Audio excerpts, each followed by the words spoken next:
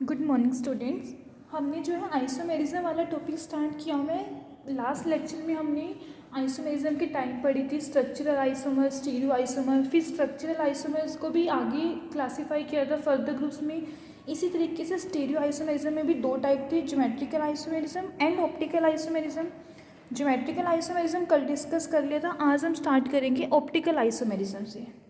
अब देखो optical isomerism में क्या होता है, हमारे पास कुछ सब्सटेंसेस ऐसे होते हैं जो रोटेट कर देते हैं प्लेन ऑफ पोलराइज्ड लाइट। ऐसे सब्सटेंसेस को हम बोलते हैं ऑप्टिकली एक्टिव सब्सटेंसेस। मीन्स कि substances which can rotate the plane of polarised light, these are called as optically active substances. और जो आइसोमर्स होते हैं that rotate the plane of polarised light, कि हमारे पास जो दो आइसोमर हैं वो दोनों रोटेट करेंगे, इक्वली रोटेट करेंगे बट अपोजिट डायरेक्शन में रोटेट करेंगे। उन आइसोमर्स को हम बोलते हैं optically active isomers. Optically active substances क्या हुए? Substances which rotate the plane of polarised light. Okay, अब जो प्लेन ऑफ पोलराइज्ड लाइट है उसको इक्वली रोटेट कर रहे हैं लेकिन अपोजिट डायरेक्शन में कर रहे हैं, उन आइसोमर्स को हम बोलते हैं ऑप्टिकली एक्टिव आइसोमर्स। ओके, अब देखो दो आइसोमर्स हैं हमारे पास, कि जो isomer plane of polarised light को राइट डायरेक्शन में रोटेट करेगा उसको हम बोलते हैं dextrorotatory isomer, and the isomer which rotate the plane of polarised light in left direction is called as levorotatory isomer. Right side पे अगर rotate कर रहा है तो वो हो जाएगा डेक्स्ट्रो रोटेटरी। सिमिलर वे में जो लेफ्ट साइड पे उसको रोटेट कर रहा है प्लेन ऑफ पोलराइज्ड लाइट को, वो हो जाएगा लीवो रोटेटरी। डेक्स्ट्रो रोटेटरी को हम डेजिग्नेट करते हैं स्मॉल डी से, एंड लीवो रोटेटरी को डेजिग्नेट करते हैं स्मॉल एल से। ओके, कि आप दोनों के जो आइसोमर रोटेट कर रहा है प्लेन ऑफ पोलराइज्ड लाइट को to the right side is called dextrorotatory, while the isomer which rotate the plane of polarized light to the left side is called levo rotatory। अब देखो जो ये D and L isomer हमारे पास है, ये दोनों क्या होते हैं? मिरर इमेजेस होते हैं आपस में दोनों। जैसे मैं इनैंशियोमर्स कह सकती हूँ, इनैंशियोमर्स क्या होते हैं? Compounds which are non superimposable mirror images. जैसे हमारे दोनों हैंड्स ही है, लेफ्ट हैंड जो है राइट हैंड की मिरर इमेज है बट वो नॉन सुपर इम्पॉसिबल है। सिमिलर वे में डी एंड एल आइसोमर्स जो होंगे वो इनैंशियोमरिक पेयर्स होंगे। अब देखो अगर मैं कंडीशन की बात करूँ कि किसी भी कंपाउंड के लिए, कोई भी मेरे पास इनऑर्गेनिक कंपाउंड है, उसके लिए बेसिक कंडीशन कि वो जो है ऑप्टिकली एक्टिव होगा या नहीं होगा, वो कंडीशन क्या है कि उस मॉलिक्यूल में जो है प्लेन ऑफ सिमेट्री प्रेजेंट नहीं होना चाहिए। ऑप्टिकली एक्टिव सब्सटेंसेस कौन से? मीन्स कंडीशन क्या होगी किसी भी सब्सटेंस के लिए ऑप्टिकल एक्टिविटी शो करने के लिए? That substance should not have plane of symmetry. ऐसे मॉलिक्यूल जिसमें प्लेन ऑफ सिमेट्री प्रेजेंट होगा उसको हम बोलेंगे ऑप्टिकली इनएक्टिव सब्सटेंसेस।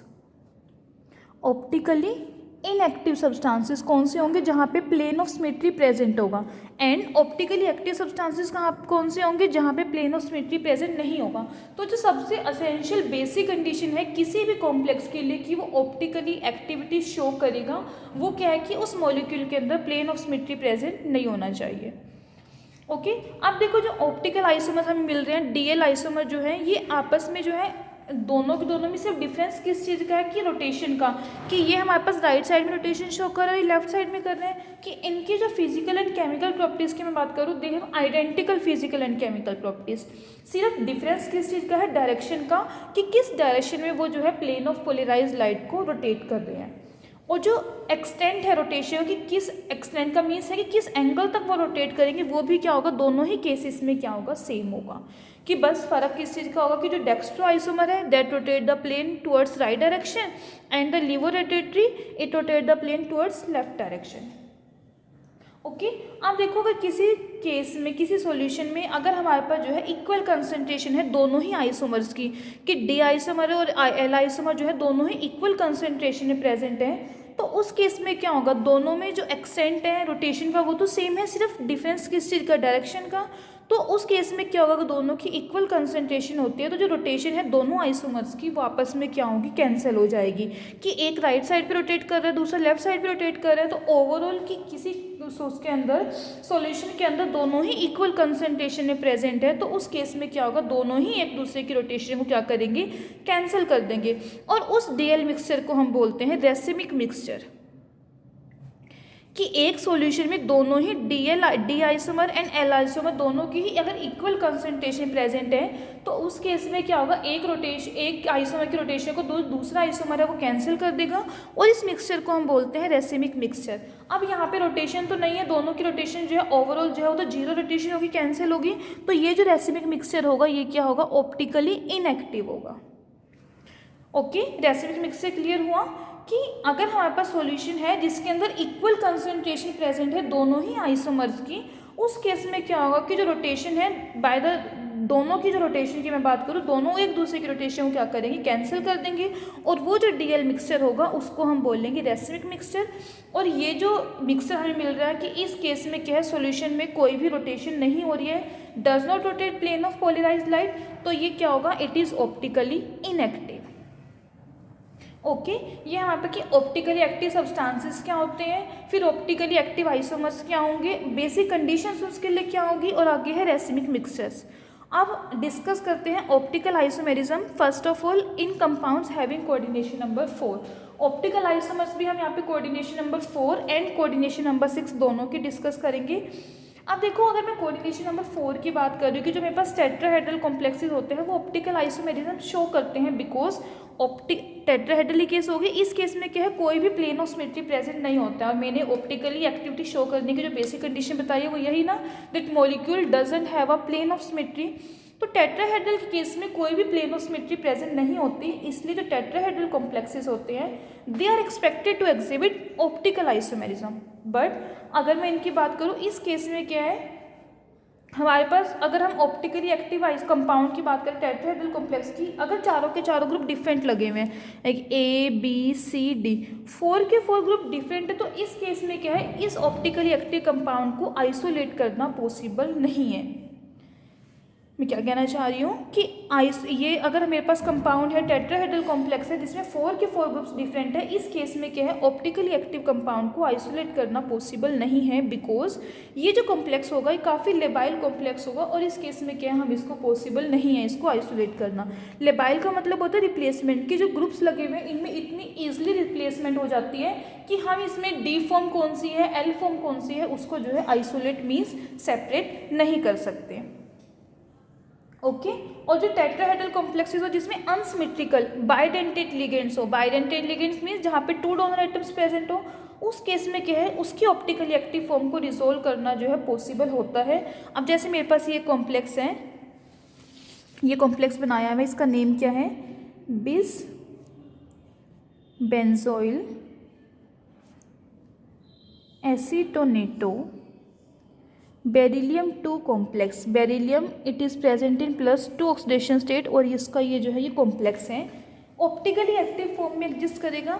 अब ये सेंटर में जो है बेरिलियम है, ए ग्रुप ये लगा हुआ है, बाइडेंटेड लिगेंड है, ऑक्सीजन ऑक्सीजन एक इधर से लगा हुआ है, इसके जगह मिरर इमेज देखो, ये इसकी मिरर इमेज हो जाएगी, तो ये जो फॉर्म है ये फॉर्म कौन सी है, ऑप्टिकली एक्टिव फॉर्म है। क्लियर कि टेट्राहेड्रल कॉम्प्लेक्सेस के केस में ऑप्टिकल आइसोमेरिज्म पॉसिबल है, बट अगर चारों के चारों ग्रुप डिफरेंट लगे हों तो उस केस में वहाँ पे लेबाइल ग्रुप होते हैं, ईजिली रिप्लेसमेंट हो जाएगी, जिसकी वजह से क्या है, हम उन दोनों फॉर्म्स को जो है आइसोलेट नहीं कर सकते। बट अगर हमारे पास अनसिमेट्रिकल बाइडेंटेड लिगेंड लगा हुआ है, उस केस में क्या है, हम उसके दोनों फॉर्म्स को जो है रिजोल्व कर सकते हैं।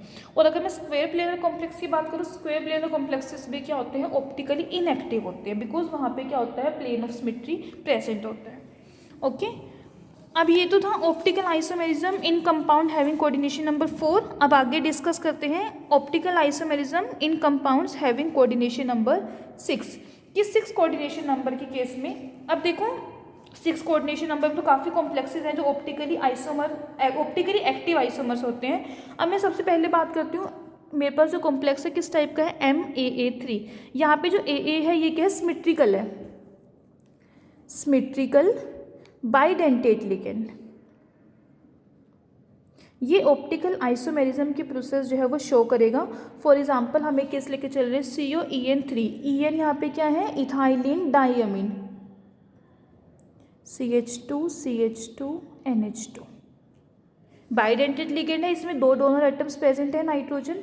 अब अगर हम इसका ड्रॉ करें, देखो ऑक्टाहेड्रल है, कोऑर्डिनेशन नंबर 6, सेंटर में मेटल प्रेजेंट होगा, कोबाल्ट, 1 2 3 4 5 6 टोटल ये 3 ग्रुप्स जो है हमारे पास इस तरीके से लगे हुए हैं। इसकी मिरर इमेज को ड्रॉ करेंगे, ये इसकी मिरर इमेज आ जाएगी। दोनों के दोनों अगर मैं इमेजेस को देखूँ non superimposable mirror images हैं, तो ये क्या होंगी, ऑप्टिकली एक्टिव फॉर्म होगी। ओके, ऑप्टिकली एक्टिव फॉर्म होगी बिकॉज इसकी जो दोनों फॉर्म्स हमें मिल रही हैं वो क्या है, नॉन सुपर इम्पॉसिबल है। अब सेकंड टाइप की बात करूँ, यहाँ पे तो हमने क्या लिया, तीनों के तीनों जो लिगेंड थे वो सिमेट्रिकल बाइडेंटेट थे। अब इस केस में क्या है, दो तो मेरे पास सिमेट्रिकल बाइडेंटेट लिगेंड लगे हुए हैं और दो मोनोडेंटेट लिगेंड है।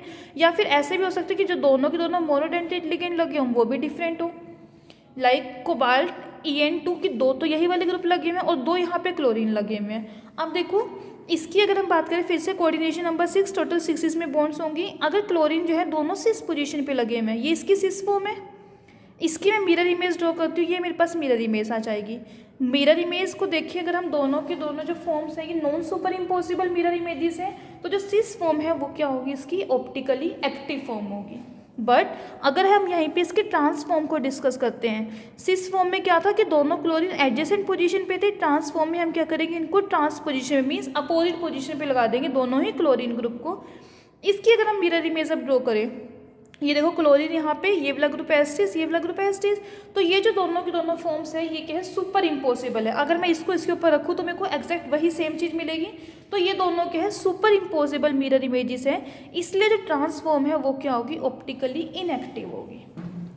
ये जो फॉर्म्स थी सिस फॉर्म, ये क्या थी, non superimposable mirror images. But trans जो फॉर्म हमें मिल रही है वो क्या, सुपर इम्पॉसिबल, ईजिली जो है सुपर इम्पोज हो रही है। क्लियर? तो सुपर इम्पॉसिबल मिरर इमेज होने की वजह से क्या होगी, जो इसकी ट्रांस फॉर्म है वो क्या हो जाएगी, ऑप्टिकली इनएक्टिव, और जो सिस फॉर्म है वो नॉन सुपर इम्पॉसिबल है, इसलिए वो क्या होगी, ऑप्टिकली एक्टिव। ओके, अब आगे इसमें बात करते हैं।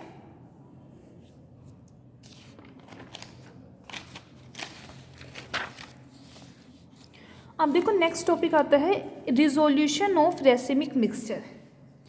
रिजोल्यूशन ऑफ रेसिमिक मिक्सचर अभी से हम डिस्कस करेंगे। सबसे पहले रेसिमिक मिक्सचर मैंने अभी पीछे आपको बताया कि रेसिमिक मिक्सचर होता क्या है, एक बार फिर से गो थ्रू कर लेते हैं इसको।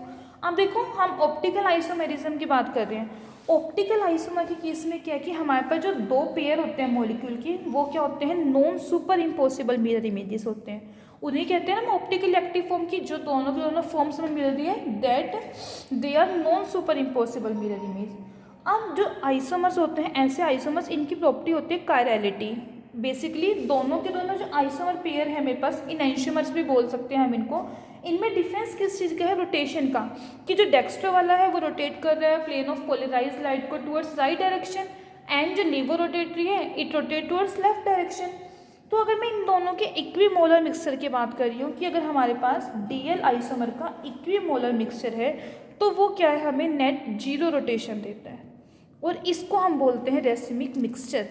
Equimolar mixture of D and L isomer, दोनों का इक्विमोलर मिक्सचर है, उस केस में क्या होगा, रोटेशन जो होगी वो जीरो हो जाएगी, बिकॉज एक रोटेट कर रहा है राइट साइड पे, दूसरा रोटेट कर रहा है लेफ्ट साइड पे, तो ओवरऑल जो हमें रोटेशन मिलेगी वो कितनी होगी, नेट जीरो रोटेशन होगी। और इस इक्विमोलर मिक्सचर को हम बोलेंगे रेसिमिक मिक्सचर। और रेसिमिक मिक्सचर ही कैसा होगा, ऑप्टिकली इनएक्टिव होगा। अब देखो ये हमारे पास क्या है, मिक्सचर है किसका, अगर हम सिंगल डी की बात करें डेक्स्ट्रो की, तो हम उसको डेजिग्नेट करते हैं डी से। अगर हम लीवर रोटेटरी की बात करें तो उसको डेजिग्नेट करते हैं एल से। अब इन दोनों का मिक्सचर है तो इसको लिखते हैं डीएल फॉर्म, या फिर प्लस और माइनस, इस तरीके से साइन लगा के इसको डेजिग्नेट करेंगे, डीएल फॉर्म या फिर plus and minus form. Clear? और ये जो प्रोसेस है, प्रोसेस ऑफ कन्वर्टिंग डी और L form of N optically active isomer into racemic form, कि एक प्रोसेस जिसमें हम क्या कर रहे हैं, डी और एल फॉर्म को जो है ऑप्टिकली एक्टिव आइसोमर की, हम उसे कन्वर्ट कर रहे हैं किसमें, रेसिमिक फॉर्म में, डीएल फॉर्म में। इस प्रोसेस को हम बोलते हैं रेसिमाइजेशन। ओके, तो रेसिमिक मिक्सचर एंड रेसिमाइजेशन समझ में आई क्या है। रेसिमिक मिक्सचर तो हो गया कि डी एंड एल आइसोमर का इक्विमोलर मिक्सचर, उसको हम बोलेंगे रेसिमिक मिक्सचर। और ये प्रोसेस जिसमें हम क्या कर रहे हैं, डी और एल फॉर्म को जो है किसी भी ऑप्टिकली एक्टिव आइसोमर की, उसे हम कन्वर्ट कर रहे हैं रेसिमिक फॉर्म में। इस प्रोसेस को हम बोलते हैं रेसिमाइजेशन। क्लियर। अब आगे नेक्स्ट टर्म आते हैं यहाँ पे, वो है रिजोल्यूशन। रिजोल्यूशन का मतलब क्या है? अब देखो, जैसे हमने रेसिमाइजेशन पढ़ा, इसका बिल्कुल रिवर्स होता है रिजोल्यूशन। रिजोल्यूशन का मतलब क्या है? Process of separation of racemic mixture. Racemisation क्या प्रोसेस थी कि हम दोनों फॉर्म्स को कन्वर्ट कर रहे हैं किसमें? रेसिमिक फॉर्म में, वो तो हो गई रेसिमाइजेशन। इसमें क्या है? सेपरेशन, कि जो मेरे पास रेसिमिक फॉर्म्स हैं उसको जो है हम अलग अलग डी और एल फॉर्म में कन्वर्ट कर रहे हैं, वो जो प्रोसेस होगी वो हो जाएगी रिजोल्यूशन।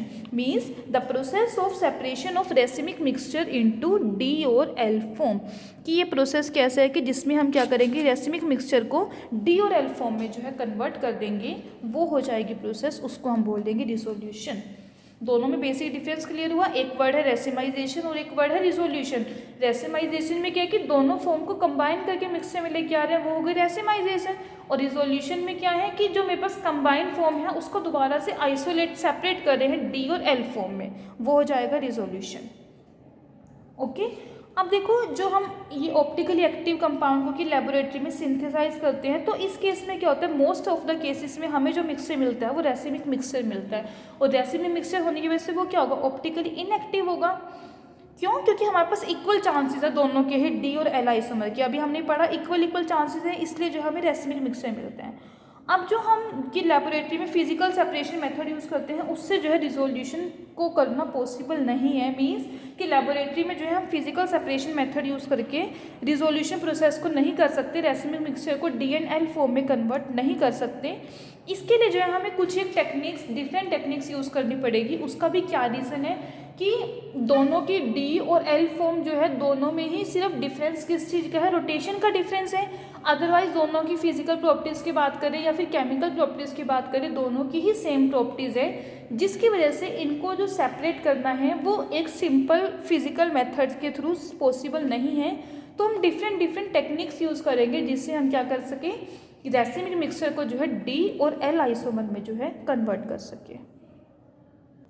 अब देखो, यहाँ पे तो हम इनऑर्गेनिक केमिस्ट्री में पढ़ रहे हैं, इनऑर्गेनिक कॉम्प्लेक्सेस पढ़ रहे हैं। ऐसे ही ऑर्गेनिक कॉम्प्लेक्सेस से भी जो ऑप्टिकल रोटेशन का फिनोमेना वो तो वहाँ पे भी हो रहा है कि जिस तरीके से हम ऑर्गेनिक कंपाउंड्स को सेपरेट करते हैं, रिजोल्व करते हैं, वही फॉर्म्स जो हम वही मेथड है यूज़ करेंगे इनऑर्गेनिक कॉम्प्लेक्सेस को भी सेपरेट करने के लिए। ओके। अब देखो, फर्स्ट मेथड क्या है? Chemical method. ये सबसे ज़्यादा कॉमन मेथड है, या फिर कहूँ कि बहुत ज़्यादा यूज़ होने वाला मेथड है। बेसिकली इस मेथड में हमने करना क्या है कि जो रेसिमिक मिक्सचर है जिसको सेपरेट करना है उसकी हम रिएक्शन करेंगे। इस मेथड को सिलेक्टिव क्रिस्टलाइजेशन ऑफ डायास्टीरियोमर्स भी बोलते हैं। ये इसका बेसिक प्रिंसिपल है, सिलेक्टिव क्रिस्टलाइजेशन ऑफ डायास्टीरियोमर्स। अब देखो, यहाँ पे एक टर्म आती है डायास्टीरियोमर्स। फर्स्ट ऑफ ऑल, डायास्टीरियोमर्स होते क्या है? अब जैसे अभी तक मैं इनैंशियोमर्स की बात कर रही थी, इनैंशियोमर्स क्या थे?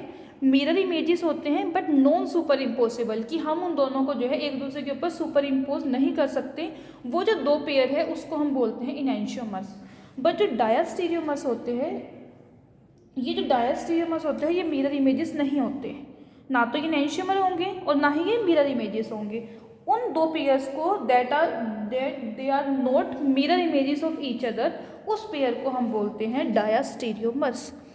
अब इस केस में है क्या बेसिकली कि जो मेरे पास ऑप्टिकली एक्टिव कायरल स्पीशीज़ है, कि हम जो है जो रेसिमिक मिक्सचर है जिसको हमें सेपरेट करना है डीएल फॉर्म में, उसकी रिएक्शन करेंगे ऑप्टिकली एक्टिव किसी स्पीशीज़ के साथ, और इस ऑप्टिकली एक्टिव स्पीशीज़ को हम बोलते हैं रिजोल्विंग एजेंट।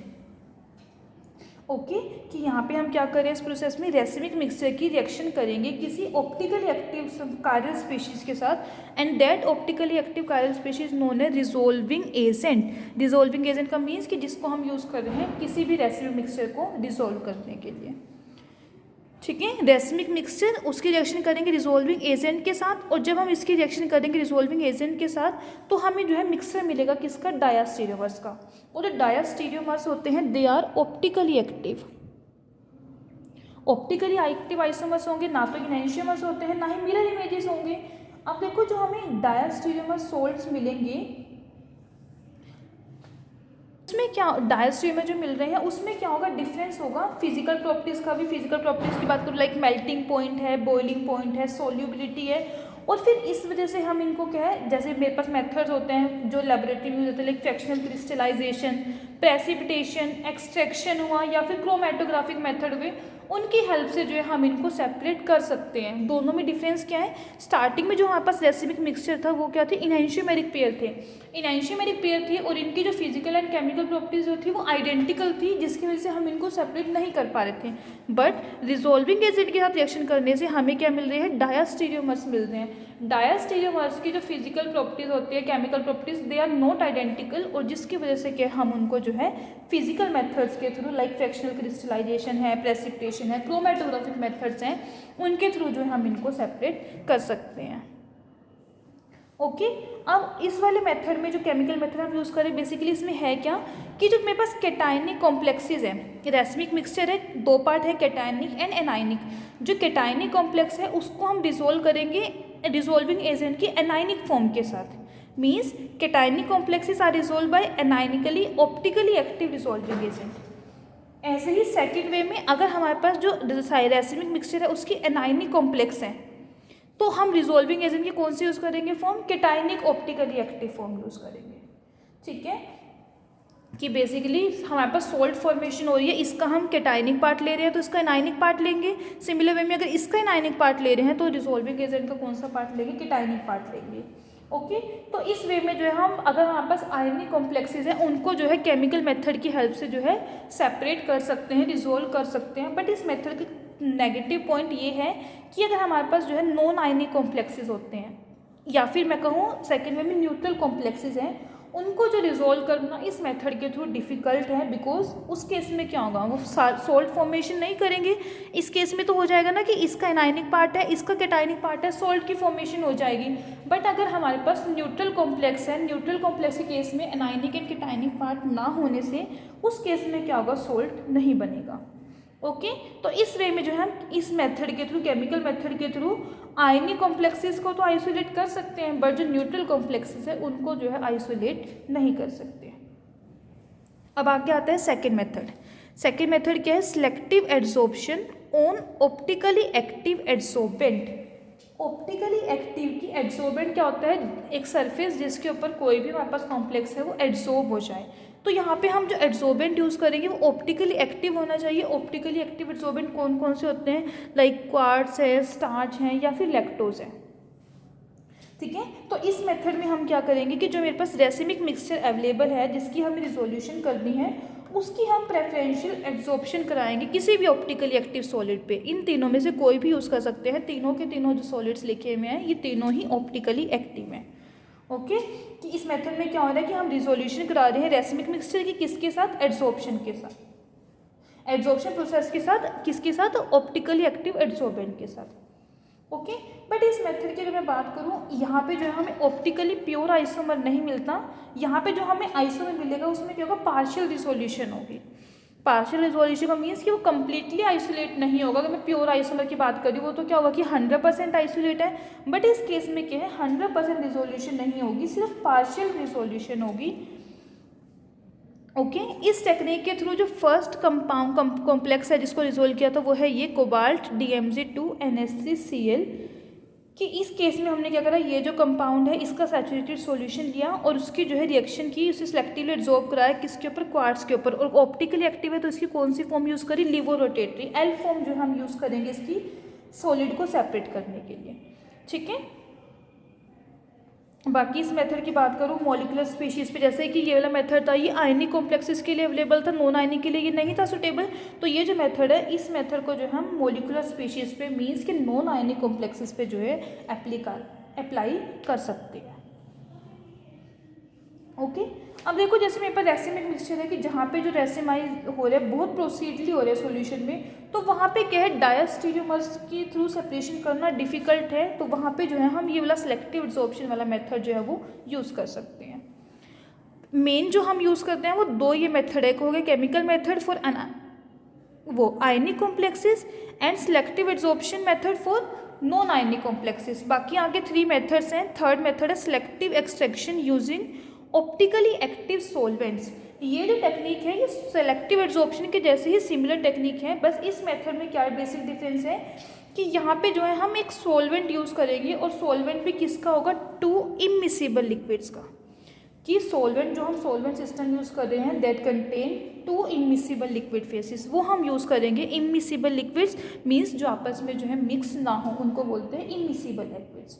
तो यहाँ पे जैसे हम एड्सॉर्ब करा रहे थे किसी ऑप्टिकली एक्टिव एड्सॉर्बेंट पे, यहाँ पे हम क्या करेंगे, ऑप्टिकली एक्टिव सॉल्वेंट यूज़ करेंगे, और सॉल्वेंट भी कौन सा, जिसके अंदर जो है 2 इमिसिबल लिक्विड फेस प्रेजेंट होंगे। क्लियर। बाकी मेथड सेम है। इसी की तरीके से यहाँ पे जैसे हमें पार्शियल रिजोल्यूशन मिल रही थी, यहाँ पे भी इस वाले थर्ड मेथड में भी जो है पार्शियल रिजोल्यूशन ही होती है, कंप्लीट जो है सेपरेशन नहीं होगी, ओनली पार्शियल रिजोल्यूशन होगी, सेम सेकंड मेथड के थ्रू। क्लियर। नेक्स्ट मेथड है स्टीरियो स्पेसिफिक रिएक्शन। अब देखो जो इनऑर्गेनिक एनेंटियोमर्स होते हैं, अगर मैं इनकी बात करूँ, ये रिएक्ट करेंगे, काफ़ी सिलेक्टिवली रिएक्ट करते हैं और डिफरेंट रेट पे रिएक्ट करते हैं, और किसी के साथ ऑप्टिकली एक्टिव स्पीशीज़ का जिसके साथ हम इनकी रिएक्शन कर रहे हैं। कि जो इनऑर्गेनिक एनेंटियोमर्स है, ये जो मेथड है ये इसी उस पर बेस है कि जो एनेंटियोमर्स होंगे, इनऑर्गेनिक एनेंटियोमर्स होंगे, सिलेक्टिवली का मतलब होगा, जैसे स्टीरियो स्पेसिफिक वर्ड लिखा है ना, कि स्पेसिफिक सिलेक्टिवली ही रिएक्शन करेंगे, और जो रिएक्शन का रेट होगा वो भी क्या होगा, डिफरेंट रेट होगा। तो इस तरीके से जो है हम इन्हें या तो कंसंट्रेट कर सकते हैं डिफरेंट रेट के अकॉर्डिंग, या फिर जो है इनको सेपरेट कर सकते हैं, one and the same thing. Okay. Next method है mechanical separation of racemic mixture. Mechanical separation, अब देखो एक साइंटिस्ट हैं जिनका नेम है लुइस पैस्चर, इन्होंने जो है इस मेथड को यूज़ करा था ऑर्गेनिक एनेंटियोमर्स को सेपरेट करने के लिए। ऑर्गेनिक एनेंटियोमर्स में भी जो फर्स्ट किया था वो कौन सा था, sodium ammonium tartrate, sodium ammonium tartrate. और यही सेम मेथड जो है इनऑर्गेनिक सिस्टम के ऊपर भी अप्लाई किया, कि जैसे इनऑर्गेनिक कंपाउंड है हमारे पास, पोटाशियम का ही कॉम्प्लेक्स है, कोबाल्ट ऑक्सालेट C2O4 3, इसको जो है मैकेनिकल सेपरेशन मेथड के थ्रू जो है रिसोल्व किया था। अब अगर हम हैंड पिकिंग की बात करें, जो कि हैंड पिकिंग से जो है हमें इंडिविजुअली ऑप्टिकल आइसोमर मिल सकते हैं। कुछ ही केसेस में हम क्या करते हैं कि जो रेसिमिक मिक्सचर होगा, जैसे मेरे पास ये है रेसिमिक मिक्सचर DNL फॉर्म में कोबाल्ट EN2 ऑक्सालेट की, इस केस में क्या है कि जो रेसिमिक मिक्सचर है इसको जो है हम एक इसी का एनेंटियोमर लेके, या D की बात करूँ या फिर L फॉर्म की बात करूँ, कि दोनों में से एक पेयर को लेके जो है उसके साथ सीडिंग कराएंगे उसकी, और उससे क्या होगा, दोनों में से एक फॉर्म जो होगी उसकी वो क्या होगी, रिजोल्व हो जाएगी। ओके। तो ये डेसिमाइजेशन का प्रोसेस था। फिर हमने रिजोल्यूशन को स्टडी किया, किस किस वे में हम जो है रिजोल्व कर सकते हैं। यहाँ पे जो आपका आइसोमेरिज्म वाला टॉपिक कंप्लीट होता है। Thank you.